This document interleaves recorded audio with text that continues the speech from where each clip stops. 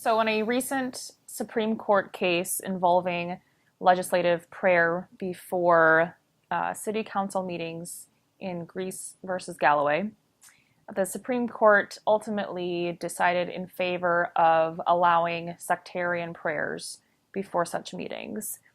And Corey and I went through the majority opinion notes to just get a sense of, all the different objections and things raised throughout the case. And here are some of the things that stuck out to us the most.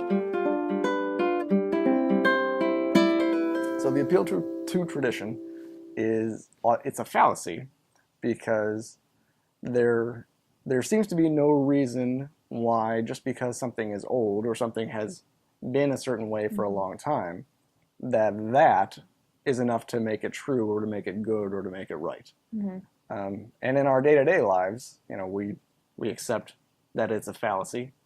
So for instance, anytime we're trying to improve something at work, I'm laughing because, it's always been this way.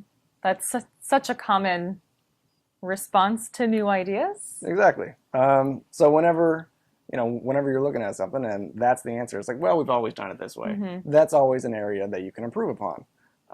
So that's essentially what the Supreme Court said. Like, well, we've always done it this way. Mm-hmm.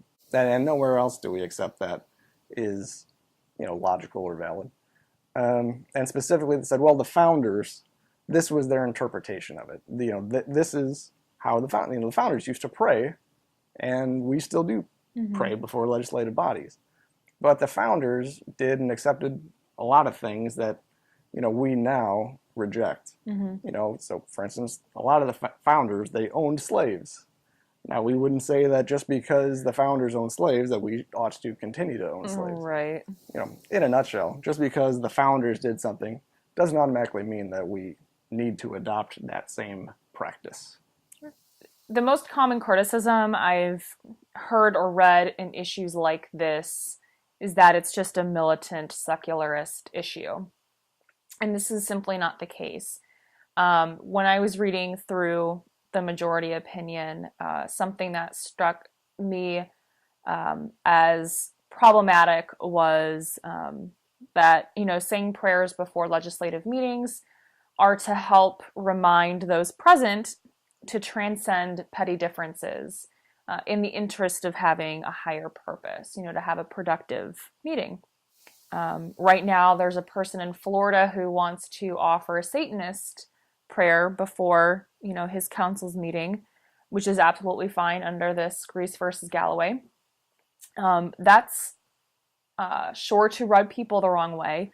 And so, we can focus on something like the Constitution or democratic ideals to help provide that higher purpose to transcend petty differences. So, regardless of what our private religious or philosophical stances might be, we can all agree on something like the Constitution, for instance. So, sure. I just see that as really problematic.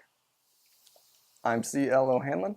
And I'm Bridget O'Hanlon, and we're the Atheists next door.